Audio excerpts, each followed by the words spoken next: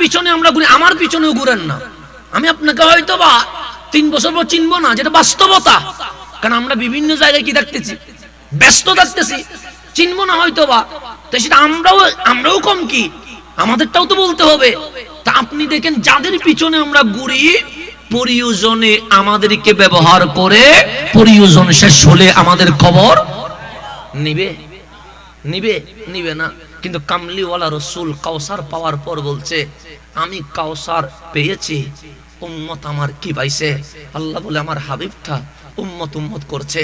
সেই জন্য আরবের তখন বয়স মানুষের বেশি ছিল, এখন মানুষ 60 বছরে মারা যায়, বেশি 80-70-এ মারা যায়। তখন তো 100 বছর মানুষকেও কি মনে হইতো, ফিট মনে হইতো। কামলিওয়ালা রসুলের বয়স যখন 60 হারিয়েছে, আম্মা জান আয়েশা বলছেন, নবীজি হাঁটতে কষ্ট হয়ে যায়, নবীজির দাঁড়াতে কষ্ট হয়ে যায়, নবীজির চলতে কষ্ট হয়ে যায়। তো মাত্র 60 বছর আমার নবীর কষ্ট হচ্ছে কেন? তখন আম্মা জান আয়েশা বলছে, এই নবীরে উম্মত শেষ করে দিছে। কারণ এই নবী তো ঘুমটা ঘুমাই নাই, খাওয়াটা খাই নাই, চলার মতো চলে নাই। পুরা জিন্দেগি আমি দেখেছি শুধু জবানের মধ্যে উম্মত উম্মত, আর সুখের মধ্যে উম্মতের জন্য পানি।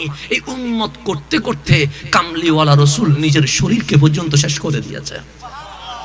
এটার নাম ছিল রহমতুল্লিল। আপনাকে আরো যদি বোঝায় আপনি বুঝবেন। তাহলে আমার নবী কাউসার পাইলেন, আমাদেরকে কি দিলেন? কদর দিলেন। কিসের জন্য? নবীকে খুশি করার জন্য। শুধু তাই নয়, আমার আল্লাহর কিছু নিয়ম আছে, আমার আল্লাহর কিছু কানুন আছে। কানুন হচ্ছে দুনিয়ার জমিনে এই জমিনের সুখ দিয়ে আল্লাহরে দেখা যায়নি। আপনারা কেউ আল্লাহ দেখছেন? আমরা দেখছি না, কেউ দেখে নাই। কেন? আল্লাহ নিজেই কোরআনে বলছে, আল্লাযীনা ইউমিনুনা বিল গায়ব, আল্লাহরে দেখে ঈমান আনা যাবে না, ঈমান আনবে না দেখে। কেন? আমার মালিক বলে নিয়ামতটা রাখা দিলাম, তোমরা যারা জান্নাতে যাবে, ওই জান্নাতের মধ্যে আমি মালিক তোমাদেরকে দেখা দিয়ে দেব। তাহলে আল্লাহরে দেখার কোন সিস্টেম আছে? সেজন্য আদম খলিফাতুল আরদ হয়েছে, কিন্তু আল্লাহ দেখে নাই। নূহ আলাইহিস সালাম রাসূলুল্লাহ হয়েছে, কিন্তু আল্লাহ দেখে নাই। ইব্রাহিম আলাইহিস সালাম খলিলুল্লাহ হয়েছে, কিন্তু আল্লাহ দেখে নাই। আল্লাহ মূসা আলাইহিস সালামের উপর বড় রাজি হয়েছেন।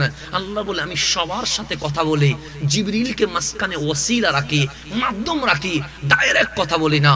কিন্তু আমার মূসা তো আমার দেওয়ানা, আমার মূসা তো আমার জন্য পাগলের মতো করছে।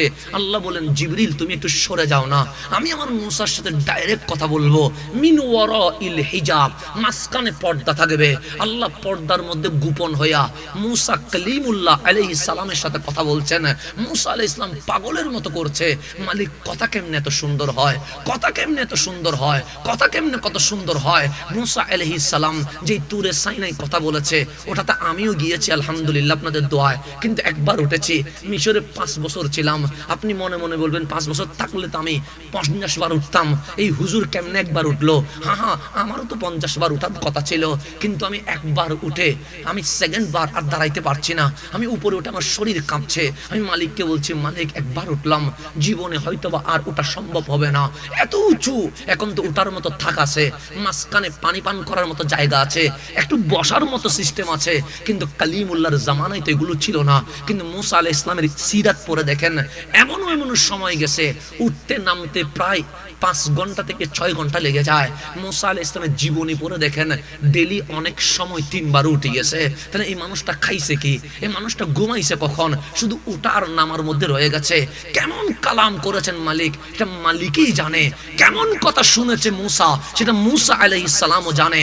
কথার প্রেমে পড়ে বলছেন, মালিক কথা যদি এত সুন্দর হয়, না জানি আমার আল্লাহ কত সুন্দর হতে পারে।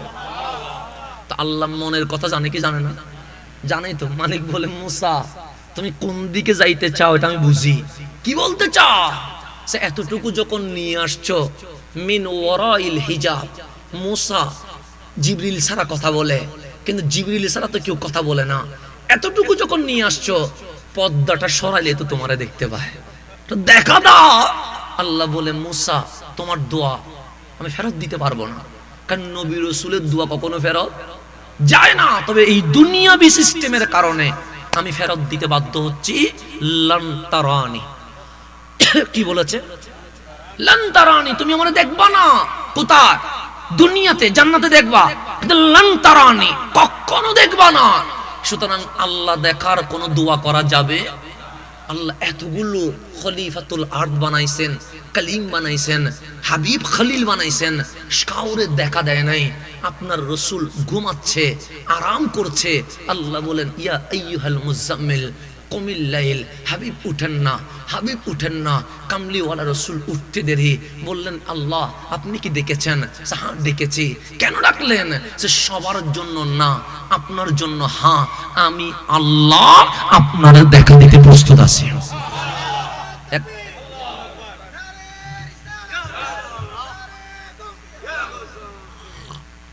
এখন দেখা দিতে রাজি কে? আল্লাহ। এর চেয়ে বড় নিয়ামত আর আছে? আপনাদের এই ফটিয়াতে স্কুল আছে না নাই? স্কুলে হেডমাস্টার আছে, হেডমাস্টার উপরে, পিয়ন নিচে। এখন হেডমাস্টারকে যদি কোটি টাকা দিয়ে পিয়ন হবে? সম্ভব হবে না। কেন? কারণ যে উপরে উঠে যায় সে কখনো নিচে নামবে না।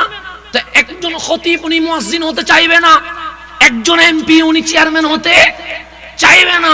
সেই জন্য তো আপনাদের পটিয়ায় এখন এমপি নির্বাচন করছে কে? চেয়ারম্যানে। কেন? উনি তো অলরেডি চেয়ারম্যান আছে, তো এমপি হওয়ার কি দরকার? সে মানুষ উপরে উঠতে চায়, চেয়ারম্যান হলাম ঠিক আছে, কিন্তু এমপি হতে পারলে আরো বেশি লাভ হবে। কথা ঠিক না? উপরে উঠতে চায় কিন্তু কেউ নিচে নামতে চায়। এখন চেয়ারম্যান যিনি দাঁড়াইছে ওনারা যদি বলি মেম্বার হন, উনি জীবনে হবে? আমি বললাম ইলেকশন তো এমপি করছেন, মেম্বার হন না, আমরা আপনাকে সাপোর্ট করব, সম্মান করব, আপনার ছবি গাড়িতে রাখবো। উনি জীবনে মানবে? বলবে যে আমাকে বুদ্ধি দিচ্ছস, তোরা তো জাতীয় বেইমানি শুরু করছস। কথা এরকম বলবে না? তাহলে উপরে উঠলে মানুষ কোথায় নামে না? নিচে। তো মালিক কাউকে নেয় নাই, সবাই বানাইছে। কাউরে সফিউল্লাহ বানাইছে, নেয় নাই। কাউরে কালিমুল্লাহ বানাইছে, নেয় নাই।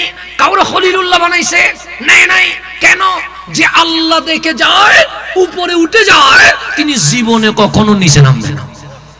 নামবে? একজন নবী জান্নাতে গেছিল। কোথায় গেছিল? আল্লাহরে বলছেন মালিক জান্নাতের যে নিয়ামতের মাহফিল তুমি করছো, আল্লাহু আকবার, এই জান্নাত দেখতে আমার মন চায়। কি চায়? কার? নবীর। কি দেখতে মন চায়? ওলামায়ে কেরামকে নাম জিজ্ঞেস করিয়েন, আমি নাম বলছি না। জান্নাত দেখতে মন চায়। তো নবীদের দোয়া কবুল না কবুল না? কবুল। আল্লাহ দোয়া কবুল করে গেছে। আল্লাহ বলেন তুমি জান্নাত দেখবা আর আমি আল্লাহ তোমারে দেখাবো না, এটা তো হতে। আল্লাহ দুনিয়ার হায়াতি অবস্থায় জান্নাতে নিয়ে গেছে। কোথায় নিয়ে গেছে? জান্নাতে।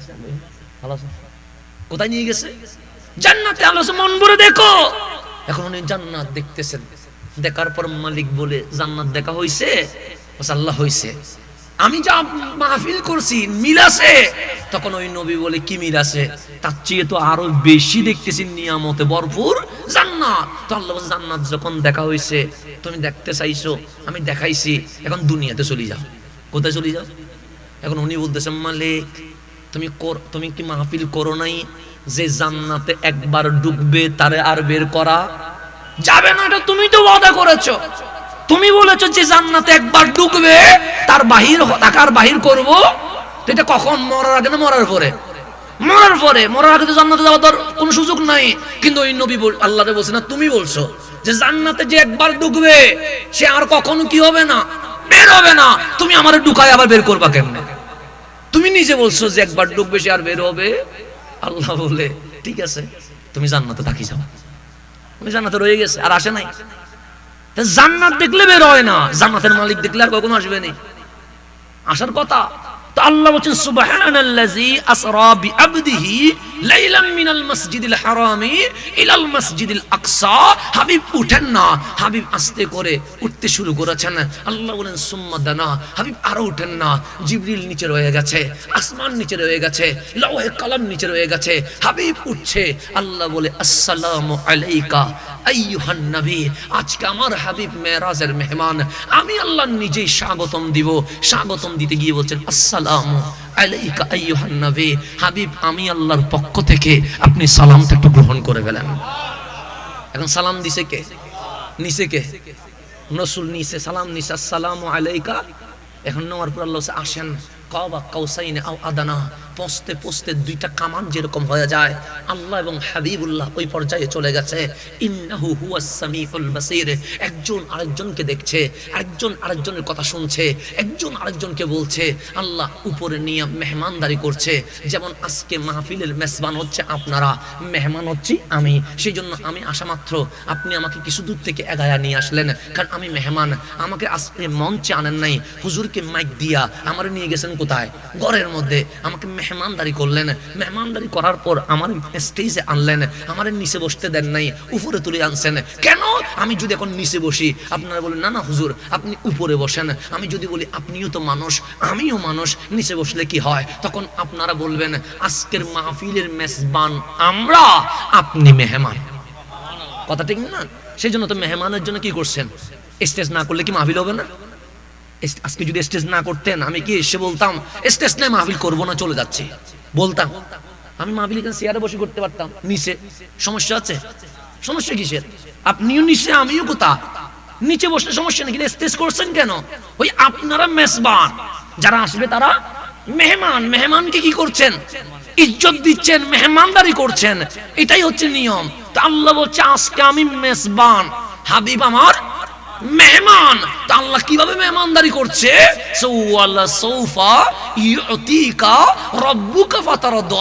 আজকের মেহমানদারি হচ্ছে হাবিবুল্লাহ চাইতে থাকবে আর আমি আল্লাহ দিতে থাকবো। দিতে দিতে দিতে দিতে এই মেরাজে, এই বসার মধ্যে আমার নবীকে আমি রাজি করে ফেলবো। এটা ঘোষণা করছে কে? এখন ধরেন সাপোজ আমার ভাইজান আসছে, আমার ভাইজান যদি বলেন হাসান ভাই আজকে আপনি চান, আমি কি করবো? দিব আপনার যতক্ষণ আপনার মন চায়। আমার চাওয়ার কোনো শেষ আছে নি। আমি প্রথমে শুরু করবো আইফোন দিয়ে, এমন তারপর গাড়িতে চলে যাবো, তারপর বিল্ডিং এ চলে যাবো, আস্তে আস্তে শুধু একটার পর একটা কি হবে উপর দিকে উঠবে। কারণ উনি বলছে কোনো শর্ত নাই, শুধু চাইতেই থাকবেন। মনে না থাকলে বউর একটা কল দিয়ে বলবো কি কি লাগবে ক না তাড়াতাড়ি, ভাই তো সুযোগ দিছে। কথা ঠিক না?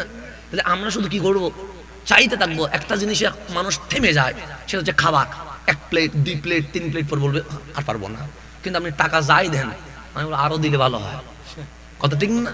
চাহিদা কি কোনো কম আছে নি? গাড়ি একটা হলে আরেকটা হইলে ভালো হয়, ফ্যাক্টরি একটা হলে আরেকটা হলে ভালো হয়, 10 তলা বিল্ডিং একটা হলে আরেকটা হলে ভালো হয়। এরকম মানুষের চাহিদা কখনো শেষ হবে না। মরণ পর্যন্ত শুধু চাহিদার উপর থাকবো, শুধু মরণ পর্যন্ত। সবাই জানে মরবো, ঘর নিব না, এরপরও আমার ঘর লাগবে।